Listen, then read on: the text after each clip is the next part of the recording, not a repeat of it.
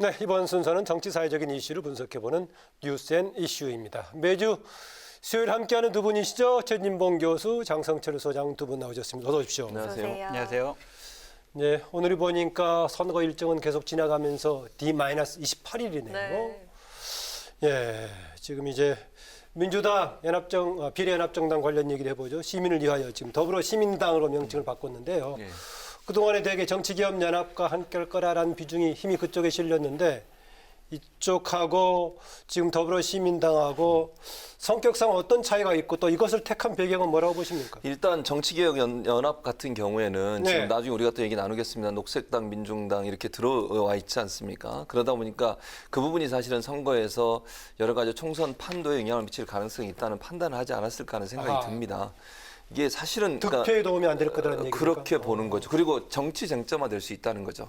예컨대 통합당이나 보수 진영에서는 민중당이나 녹색당이 지향하고 있는 가치에 대해서 공격을 할 수 있는 상황이 되는 겁니다. 물론 그것까지도 어찌 보면 사실은 이제 포용해야 되는 건데 짧은 선거 기간 동안 그 문제가 쟁점이 되면서 총선 전체에 부정적 영향을 미칠 수 있다는 그런 위기감 이런 부분도 좀 작용했다고 저는 보고요. 예. 또 하나는 이제 시민을 위하여 같은 경우는 어쨌든 민주당이 주도적으로 이끌어갈 수 있는 여건이 어느 정도 형성된 게 아닌가 하는 생각이 듭니다. 물론 거기에 계신 분들도 본인들의 목소리를 낼 겁니다만 그럼에도 불구하고 정치개혁연합보다는 조금 민주당이 그 영향력을 조금 더 이렇게 확보할 수 있는 그런 분위기 뭐 이런 것들도 작용했을 것 같고요. 그래서 네. 전체적으로 총선 그 전체 판에서 유리한 게 뭐냐 하는 부분을 아마 계산해서 선택한 게 이렇게 보여집니다. 네, 두 세력 간에 어떤 차이가 있고 민주당은 왜 나중에 이쪽을 택했을까 그 얘기입니다. 정치개혁연대는요, 지분을 요구했고요. 총선 후에도 존속하겠다고 했어요. 그러니까 민주당으로서는 상당히 부담스러운 그런데 거죠. 당원에는 총선 이후에 해산하는 걸로 돼 있다는 주장도 있던데요. 아닙니다. 여기에 원로분들이 계시거든요. 그분들은 우리는 총선 후에도 우리의 정치 세력을 계속 가져가겠다라고 천명한 상태입니다. 그래가지고 민주당이 결국에는 더불어시민당을 선택을 하고 만든 것은요.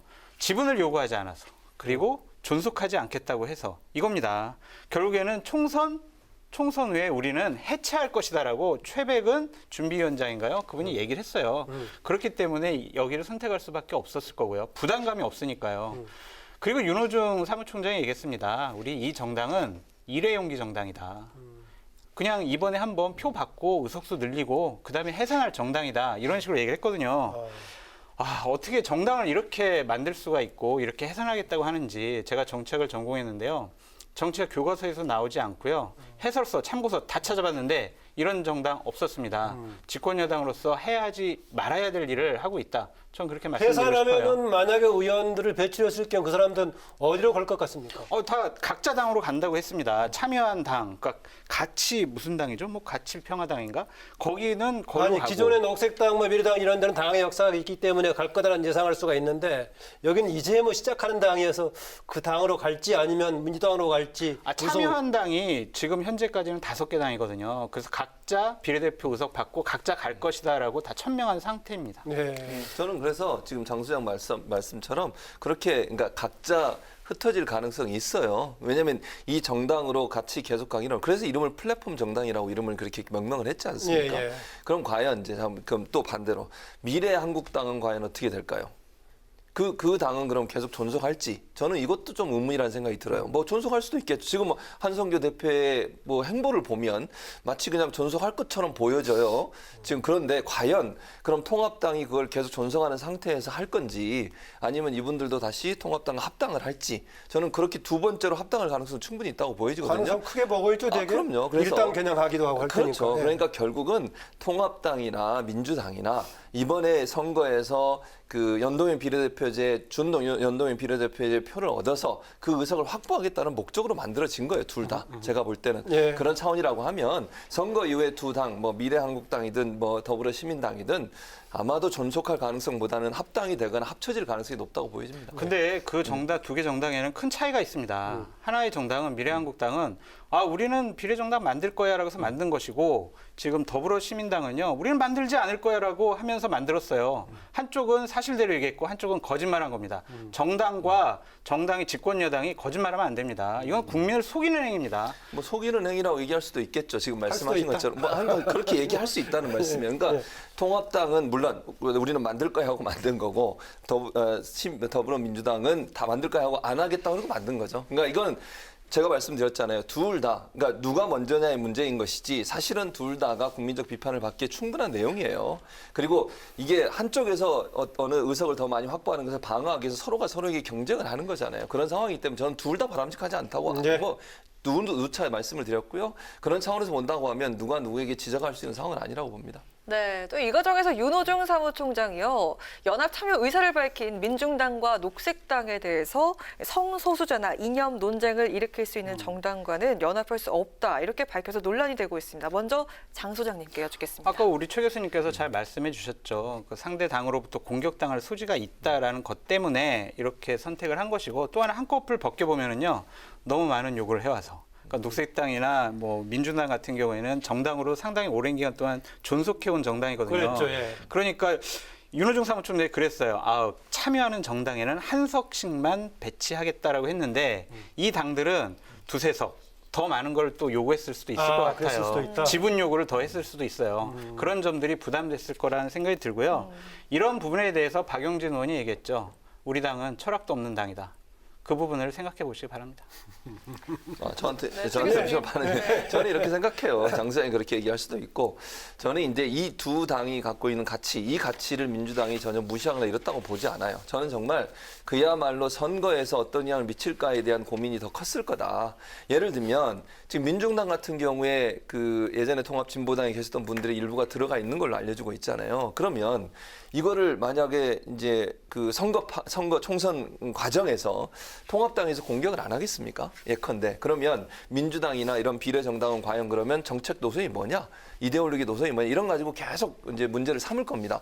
또 성소수자 문제도 마찬가지 문제예요. 보수 진영에서 봤을 때는 이 문제를 공격의 대상으로 삼고 그렇게 되면 성소수자 문제는 의견이 너무 극명하게 갈리는 거잖아요. 민주당은 기본적으로 성소수자에 존중하는 모습을 갖고 있습니다. 그러나 그걸 수용함으로써 선거에서 미칠 영향이 너무 커서 그런 부분들이 부담이 됐다라고 봐요. 뭐 그것도 그러면 왜 선거 때문에 그렇게 하느냐? 그 비판하면 비판 받아야죠. 그거는 당연히 저는 비판 받아야 된다고 봐요. 그러나 지금의 상황에서 민주당 입장에 선택할 수 있는 것은 실리적인 요소를 생각하지 않을 수 없는 상황에서는 그 두 당이 갖고 있는 이 모습들이 선거 전체에 영향을 미칠 수 있는 위험성 그게 너무 커서 결국은 이런 선택을 한 게 아닌가 이렇게 보여집니다. 예. 네, 이번 비례연합정당이 사실상 민주당의 위성정당으로 보여지는 것과 동시에 뭔가 친조국당이 아니냐 이런 네. 지적도 있습니다. 이런 부분에서 어떻게 보십니까? 왜냐하면 이제 그 시민 모임이라고 하는 부분이 사실 이제 조국 전 장관의 그 과정에서 조국 전 장관을 지지하는 편에 섰던 분들이 있어서 그래요. 저는 이 부분은 뭐 그렇게 이해될 수도 있죠. 근데 저는 이 부분이 사실 민주당 입장에서는 드러나거나 아니면 부각되는 것을 상당히 부담스러워할 겁니다. 그러니까 이 부분을 저는 프레임을 검찰 개혁으로 가져갈 거라고 저는 생각을 해요. 그렇게 이제 가져갈 것 같은데 네. 그것도 사실은 이제 이 뭐 시민을 위하여란 이 모임이 갖고 있는 특성이 그런 상태이기 때문에 그것도 일정 부분 뭐 비판이 있으면 비판을 이게 수용해야 되는 상황일 수밖에 없어. 그러나 아마 대응하는 차원에서는 검찰 개혁의 중요성을 강조하면서 이걸 뚫고 나가려고 할 거고요. 또 보수 진영이나 아니면 통합당 입장에 당연히 그 문제를 거론할 거라고 보여지고 뭐 그거는 이제 국민들이 어떻게 선택하는 문제라고 보여지죠. 아니 네. 그 일회용품 정당이 무슨 검찰 개혁을 자신들의 이런 가치로 가져갑니까? 이거는 그냥 선거 이후에 그냥 해산될 정당이기 때문에 그런 검찰 개혁이라는 숭고한 뜻을 거기다 그럼 덧붙인다는 검찰 개혁은 열린민주당 정봉주 전 의원 등이 하고 있는 그쪽이 하는 건가요? 아니죠. 더불어민주당이 해야죠. 그런 네. 것들은 더불어민주당과 분명히 미래통합당이 같이 해야 됩니다. 아니, 검찰 개혁 해야 됩니다. 민주당은 선거 프레임으로 그걸 쟁점화시키지 않겠다라고 했어요. 그 나중에라도 그것은 가져갈 수밖에 없는 거 아니겠습니까? 자기네들이 여태까지 검찰 개혁하겠다고 지속적으로 얘기를 했는데 검찰 개혁 안 할 수는 없는 것 같고요. 기본적으로 정당이란 뭡니까? 같은 가치와 이념을 갖고 집권을 하겠다는 모임이다라고 교과서에 나와 있는데 네. 지금은 그냥 우리 비례 의석 몇 석 얻는 게 우리 정당의 기본적인 규정이라고 이념이라고 생각을 해야 될 정도로 지금 이 준연동형 비례선거제 때문에 상당히 여러 가지가 정치권이 코미디 같은 상황이 됐습니다. 근데 가자환경당, 기본소득당, 시대전환당 이런 당을 들어보신 적이 있습니까? 이런 당을 끄집어내가지고 의석수를 몇 개 더 만들겠다라고 하는 집권 여당은 거듭 말씀드리지만 정당으로서 존재 가치가 없습니다. 거짓말 정당입니다.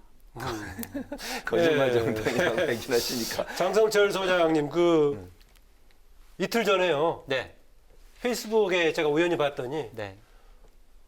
통합당에 대해서 아주 좀 염려를 크게 했던데 생각 바뀌었습니까? 저는 미래한국당이 비례대표 명단을 순번을 정해놓은 것을 보고 예. 망한 것 같다, 아니 망했다라고 생각을 그렇게 했어요. 썼죠. 아하. 왜냐하면 이틀 전에요. 네, 안 왜냐하면 바뀌었어요 아직요? 바뀌었습니다. 그런데 이제 그걸 여러 가지로 또 조정한다고 했어요. 한성교 대표가 황교안 대표랑 이제 여러 가지 얘기를 나눠서 한 5명 정도는 바꾸겠다고 오늘 확정적으로 얘기를 했는데 네. 황교안 대표가 그것을 받아들일지는 아직 지금 의중이 나오질 않았어요. 그래서 지금 명단을 어떻게 넣을 것이냐. 제일 문제됐던 분이 윤주경 그 독립기념관장이잖아요. 네. 그분은 이제 넣겠다고 했는데 기본적으로 저는 여기서요 황교안 대표의 리더십에 대해서 비판하지 않을 수 없습니다. 본인이 선임한 김용호 공관위원장 그리고 본인이 당대표를 보낸 한성교 당대표로부터 뒤통수를 맞았어요. 그래놓고 지금 수습하겠다고 우왕좌왕하고 있습니다. 과연 이게 제1야당 그다음에 차기 대통령을 꿈꾸는 사람이 갖춰야 될 리더십인지 이런 것들을 보면 정치적인 판단과 리더십에 대해서 비판하지 않을 수 없습니다. 그럼 오늘 쓴다면 어떻게 쓰겠습니까? 이틀 전에는 망한 것 같다, 망했다 이렇게 썼는데 지금 뭐라고 쓰겠습니까? 망할지도 모르겠다. 망할지도 모르겠다. 추측으로 바꾸겠습니다. 좀 약해졌네요. 네. 그럼 결국 이제 망할 수도 있다는 얘기네요. 네. 실패할 수도 있다는 얘기인 것 같은데 네. 어쨌든 뭐 저는 지금 장 소장이 얘기한 그 부분에 일정 부분 동의해요. 아까 뭐 거짓말 정당 이건 동의 전혀 못 하고요. 저는 동의 안 예. 하지만 이 통합당이나 미래한국당의 모습을 보면 참 그래요. 제가 뭐 더 이상 말씀드리기가 좀 그런데 어쨌든 중요한 건 이런 거잖아요. 사실은 그 영입 인사들을 데려올 때는 감동을 주려고 많은 노력을 했다고 저는 봐요. 일정 부분 초창기에. 예. 그리고 민주당은 경쟁을 하면서 여기 인사들 들어오면 스토리 있는 사람들, 그다음에 사람들한테 그래도 예전에 자유한국당 지금 통합당이 주목받는 분들도 있었죠. 근데 그런 분들이 전부 뒤에 가서 배치가 돼 있어요. 그러려면 영입을 한 이유가 없잖아요.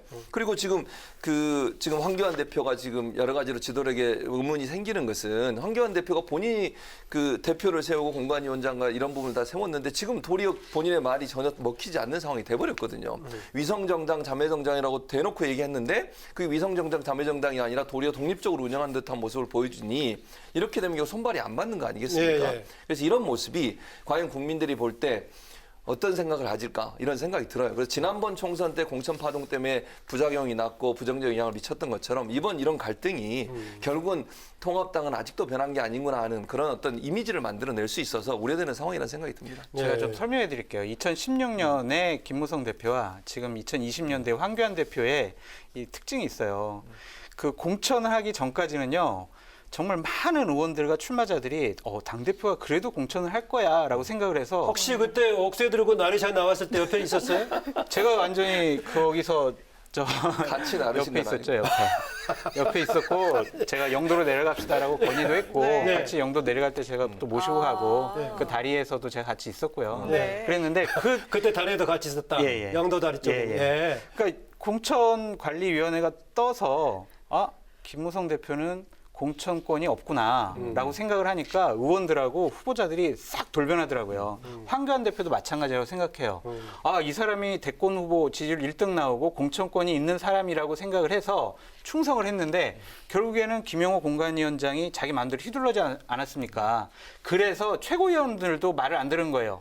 김종인 선대위원장 데리고 오자 그랬는데 최고위원회에서 반발을 했잖아요. 옛날 같으면 상상할 수 없는 일이 벌어진 거는 저 사람은 나의 공천에 대해서 영향력을 행사할 수 없어. 나를 챙겨주지 않아. 라는 판단이 끝났기 때문에 네. 앞으로도 황교안 대표의 리더십과 지도력은 상당히 당내에서 논란이 될 겁니다. 논란이 될 거라고 그럼요. 보십니까? 혹시 최 교수님 어떻게 보십니까?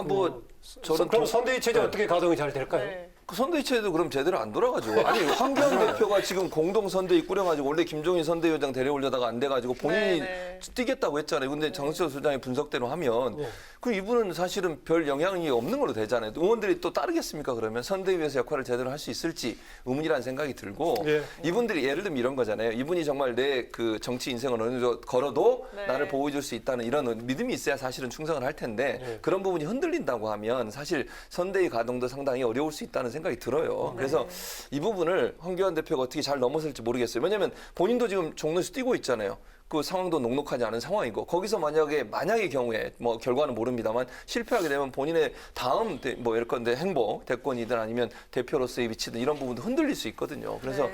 지금 상황에서는 상당히 어려운 상황에 처해 있지 않나 이렇게 보여져요. 그러니까 저 좀만 더 말씀드리면 안 돼요? 이게 황교안 대표의 이 선택이라는 부분이 의구심이 되기 때문에 저분이 과연 정치 지도자로서 자격이 있느냐 없느냐를 우리가 판단할 수밖에 없는 게요. 원장님 저보다 훨씬 더 이제 오래 이 정치권을 관찰해 오셨잖아요. 선대위원장 단어라는 앞에 총괄 선대위원장이라는 단어를 혹시 예전에 들어보신 적이 있는지 저는 궁금해요. 저는 정치권에 25년 있었는데 총괄 선대위원장이라는 그런 단어를 쓰질 않아요. 보통 네. 상임이라는 정도는 많이 그렇죠. 붙였죠. 네. 총괄 선대 본부장은 써요. 아하. 근데 하지만 총괄 선대위원장은 처음 쓰는 걸 보고 상당히 저는 놀랬고 본인이 지역구 선거를 한 번도 치러보지도 않았어요. 그리고 본인이 이러한 총선이라는 큰 선거를 지휘해 본 적이 없어요. 그런 분이 이 두 가지를 한꺼번에 지휘하고 본인도 선거 출마하겠다고 그래요. 지금 미래통합당은요. 잠깐요. 우리 장성철 소장은 평론도 하시면서도 그래도 지금 뭔가 보수 야당이 잘 되기를 바라는 쪽인데 아니 좀 예. 그런데 지금 그 황교안 대표 좀 그런 걱정이 되면 어떻게 좀 기다릴 수 있겠습니까? 아 근데 제가 황교안 대표의 리스크에 대해서 말씀드리는 거예요. 이번 선거는요. 코로나 때문에 선거운동을 잘 못하잖아요. 그럼 각 당의 지도부가 말과 행동 이런 것들이 메시지를 어떤 것을 던지느냐에 따라서 표심이 왔다 갔다 할 수 있는데 두 가지를 해보지 않은 총괄 선대위원장의 실수가 자칫 잘못하면 각 지역에서 뛰는 후보들에게 되게 좌절감을 안겨줄 수 있는 여러 가지 실수가 나올 것 같아서 저는 그 부분을 걱정해서 말씀드리는 겁니다. 네. 저는 그래서 장 소장이 예. 그 가끔 이제 민주당에서 너무 과격한 말을 써서 좀 싫어하긴 하지만 저런 면 때문에 민주당을 좋아합니다. 향해서? 네. 근데 민주당은 정확하게 지금 비례정당 관련은 거짓말 정당이라고 규정을 하고 있습니다. 예. 그러니까 예. 그런 말들 때문에 좀 제가 싫어하긴 하지만 너무 좋아하는 이유가 예. 저렇게 한국 통합당에 대해서도 날선 비판할 수 있잖아요. 저런 사람이 있어야 한다고 저는 봐요. 예. 네, 또 황교안 대표가 잘못된 부분들 다시 살펴보겠다라는 뜻을 밝혔는데 이 비례대표 후보 조정해야 될 것 같습니다. 4-5명 정도 조정이 되고 있다고 들었는데 어떻게 전망을 아까 하십니까? 지금 한성교 대표가 얘기를 했어요. 아까 네. 오후에 다른 이제 기자들 만나가지고 자 4명 조정을 하겠다.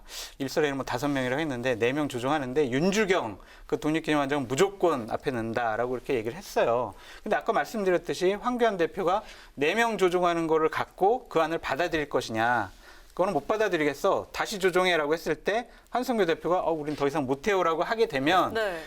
두 번째, 세 번째 단계로 갈 수도 있을 거예요. 뭐냐면 거기 있던 최고위원들, 의원들 다시 다 탈당해가지고 다시 뭐 당을 비례위성정당 당을 하나 다시 이렇게 섭외할 수도 있을 거라고 보여지는데 두 분이 잘 원만하게 해결해야 된다고 보여집니다. 근데 이제 아침에 또 오늘 아침 인터뷰 보면 공병호 공관위원장이 또 인터뷰를 했잖아요. 한석 정도는 할 수 있지만 다섯 조금 정도 바뀐 것 같더라고요. 약간 예. 이 뉘앙스는 바뀌었는데 그건 아침입니다. 그러니까 오후엔 바뀌었을 네. 수도 있지만 이 두 분 다 공병호 공관위원장도 어쨌든 자기 목소리를 또 계속 내고 있잖아요. 예. 그러니까 대표와 공관 어쨌든 공천은 또 공관위에서 하는 거니까 대표만 설득한다고 되는 게 아니라 공관위도 설득을 해야 되는 상황이 되니 이게 이제 첩첩산중이 될 수밖에 없는 상황이 아닌가 하는 생각이 듭니다. 네, 그 민주당이 이제 무소속 출마자들 상당히 비중 있는 사람들이 무소속 출마를 선언했거나 선언할 가능성이 있는 상황에서 예. 이해찬 대표가 굉장히 세게 얘기를 했어요. 네, 그랬었죠. 그동안에 복당 불허 이런 말들은 있었지만은 영구 제명이라는 용어를 썼습니다. 그랬습니다. 거기다가 또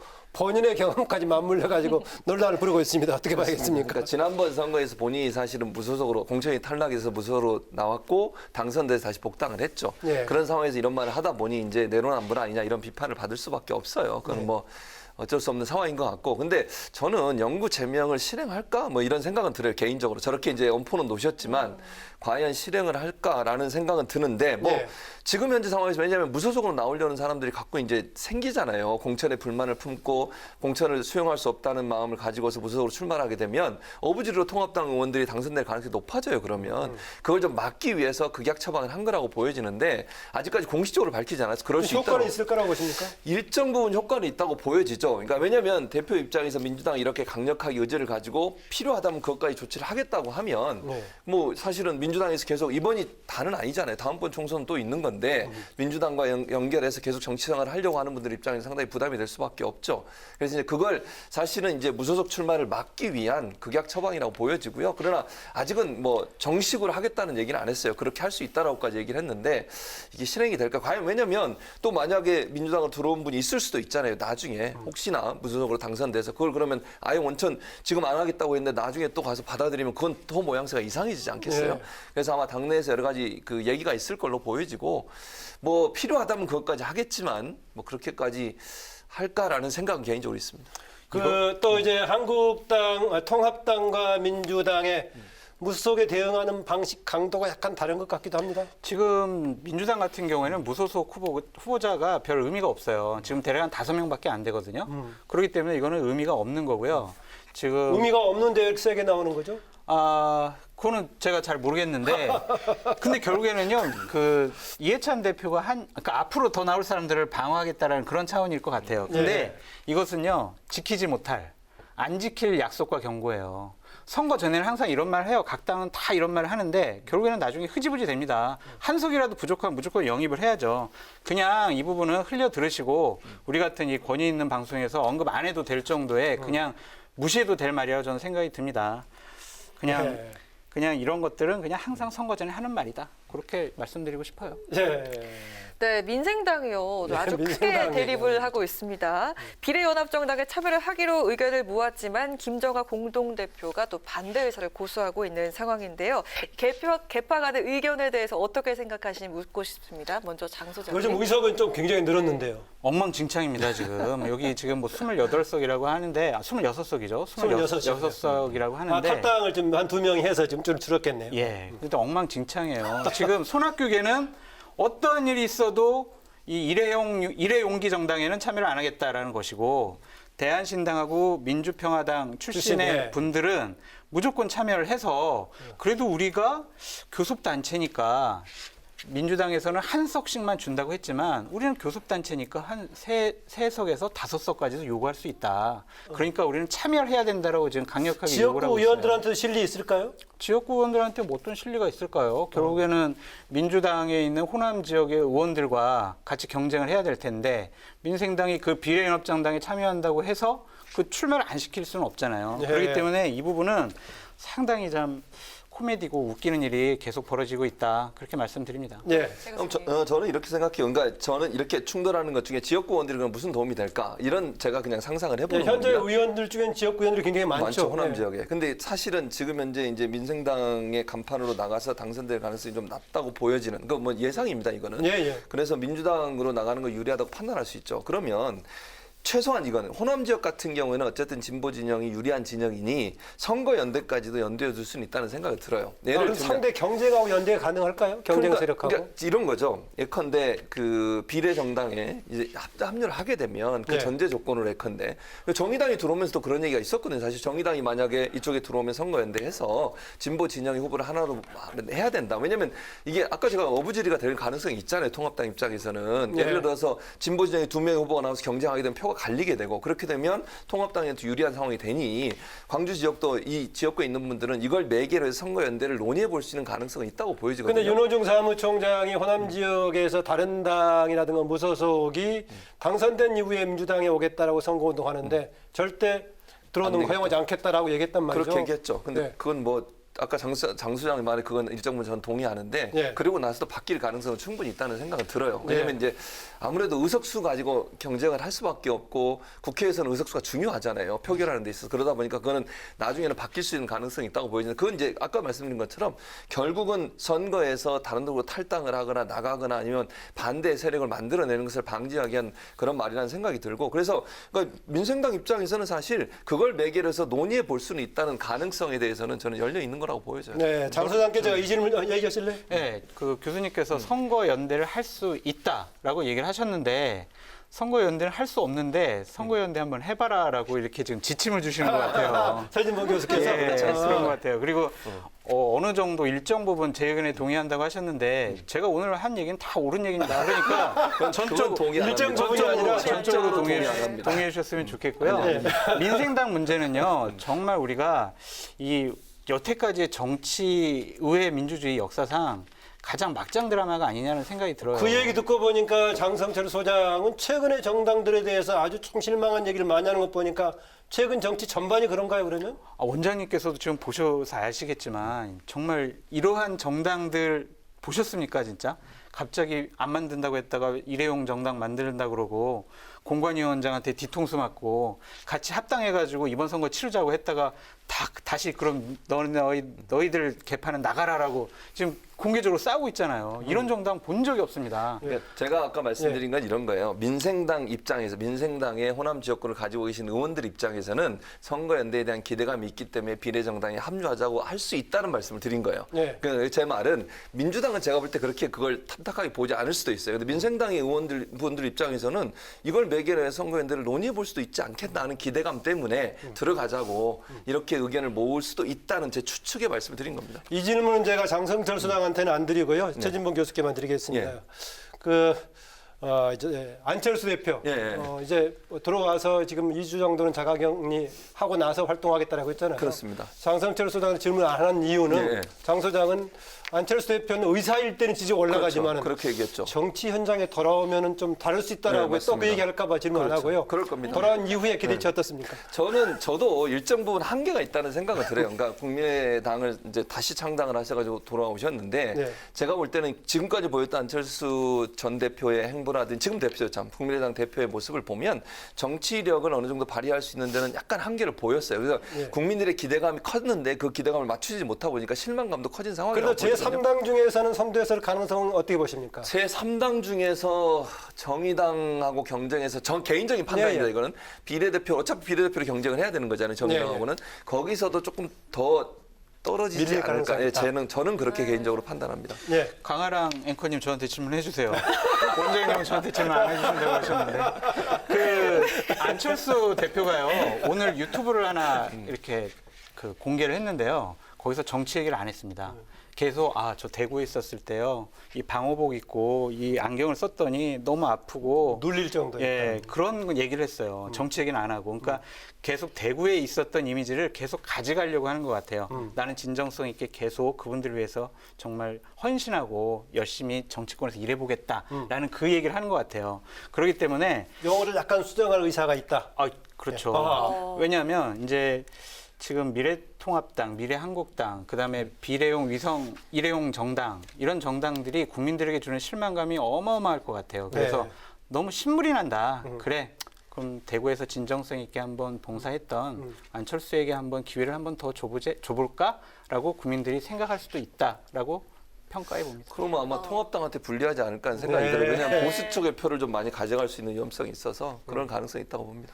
네, 오늘은 두 분 얘기 여기까지 듣겠습니다. 지금까지 최진봉 성공회대 교수, 장성철 건강과 논쟁 정책센터 소장과 함께했습니다. 두 분 다시 한번 감사드립니다. 고맙습니다. 감사합니다.